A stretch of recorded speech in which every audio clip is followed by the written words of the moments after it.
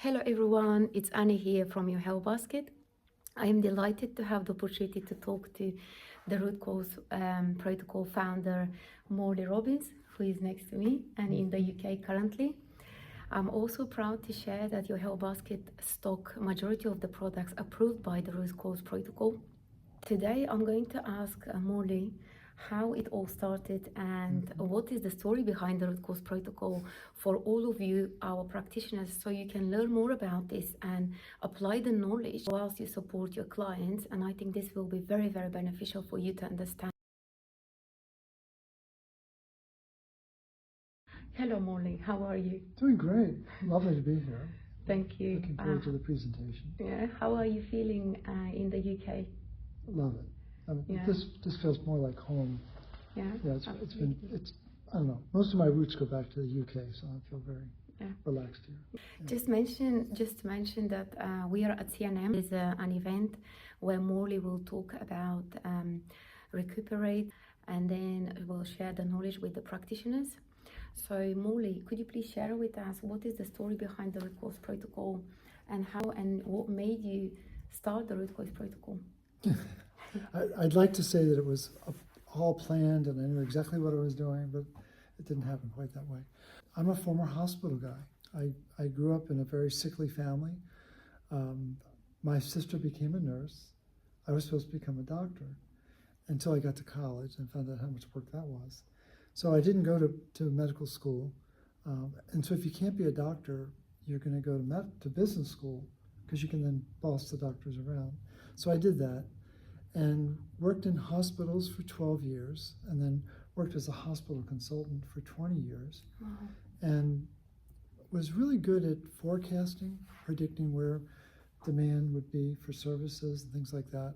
Helped a lot of organizations with their growth issues. And for 20 years, I'm pulling a suitcase behind my back. And then suddenly my body says, we're done. We're not doing this anymore. And I developed what's called frozen shoulder. And I went to a health food store where I was living outside of Chicago. And they recommended that I go see Dr. Liz. And I said, I don't do witchcraft. Just sell me some supplements.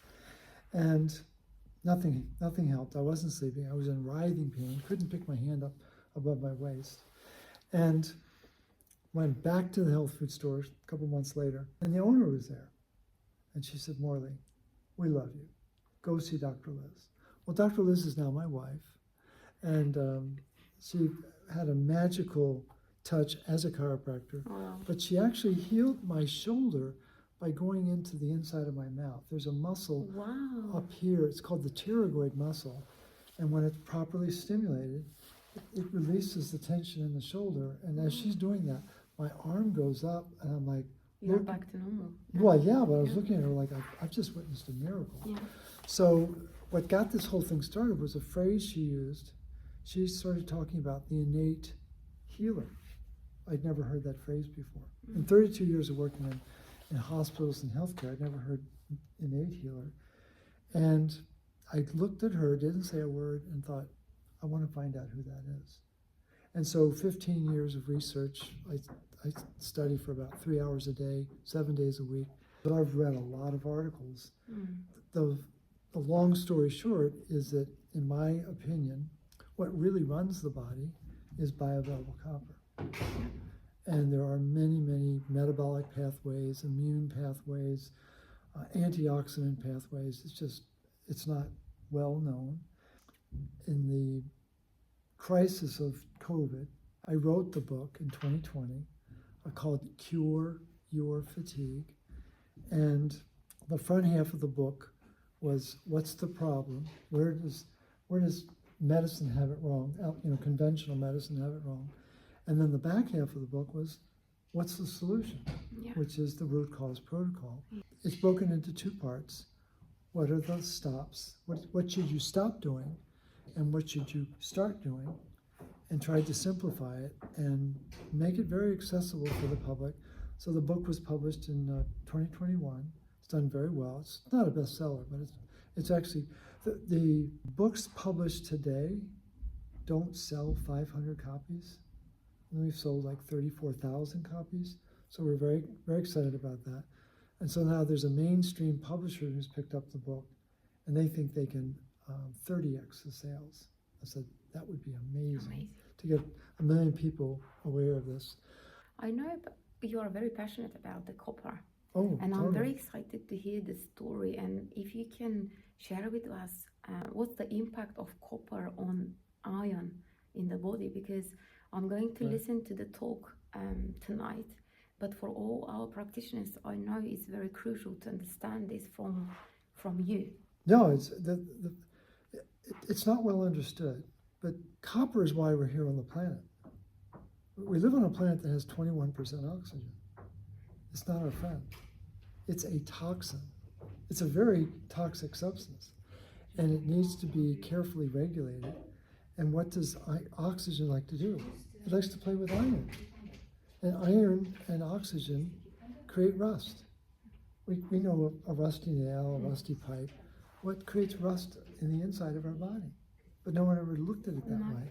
And so when I began to understand that relationship between copper and iron and oxygen, I was like, oh my gosh. And then we find out there's a copper protein that most people have never heard of called ceruloplasmin, which means sky blue in the plasma.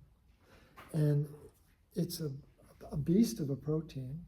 It's got 1,046 amino acids.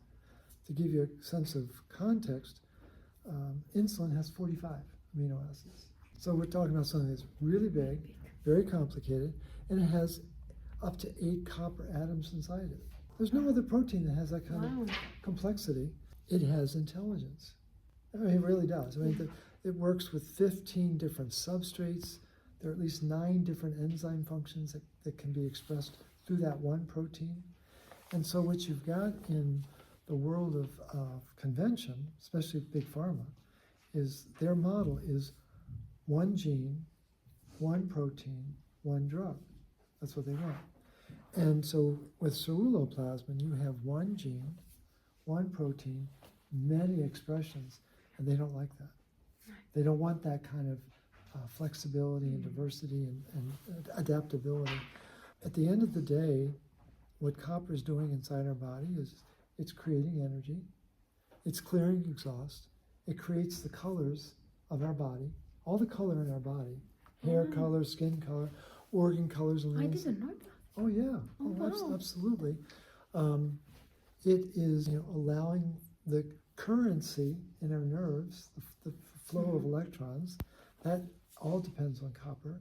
I mean, I could go on. You can talk. Yeah.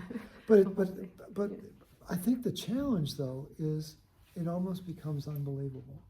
Mm-hmm. This one element that most people think is a toxin does all these things. Well, here's an example of why it's so intriguing. In 1928, a very celebrated scientist named Hans Krebs, you've probably heard of the Krebs cycle. Mm-hmm. Well, he was working with a guy named Otto Warburg, you may have heard that name, and they're doing some amazing research from 1926 to 1930. But in 1928, Hans Krebs figures out that the copper in a pregnant woman's body triples. So if it's a toxin, why would a pregnant woman's copper triple and this ceruloplasmin protein doubles? It's like there's a reason for that. There is a reason. And that's all been suppressed now. And people don't know this primal knowledge of how the body really works. And we have all these workarounds, all these different practitioners. And I'm not trying to make life complicated. It's just everybody needs more copper. I mean, they really do. I mean, this supplement, again, we came up with this supplement in 2022 to combat COVID. Because I renamed COVID. And it's a very popular one. Oh, yeah. And one of the best sellers. Well, COVID, COV stands for copper's vanished. ID stands for iron's dysregulated. And the part that most people don't know is that when copper's down, iron rises. They've known that, again, since 1928. So we've had this century of wisdom that people didn't know what to do with. So I don't know, I guess I'm sort of a Johnny Appleseed. I want people to know that the copper is not toxic. the flip side is people are not really anemic. Yes. That's a very heretical thing to say, because everyone says, well, my iron is low in the blood. Yeah, it's low in the blood, but it's high in your tissue. And there's no test for the tissue. So it's just what a lot of people don't realize is all of these supplements and medications that we take are trying to solve the problem of too much iron getting rusty inside the body, creating all sorts of symptoms. No one really looks into the copper No, as a vital mineral. no. Yeah, and I'm very excited to learn more about it tonight from you. Yeah. And I would say to all our practitioners, I'm very grateful and thank you very much for this mini talk. And I believe we can refer our practitioners if they want to learn more or get trained. Absolutely. Morley Robbins, he's got CRP Institute, Training Institute. So please reach out to them directly, or you can reach out to us at YourHealthBasket so we can refer you to them and support your journeys if you would like to get trained as root cause protocol practitioner and use the knowledge in your practices. Thank you very much. Thank you very much, Morley. It was my pleasure. Absolutely. Thanks so Thank much. you.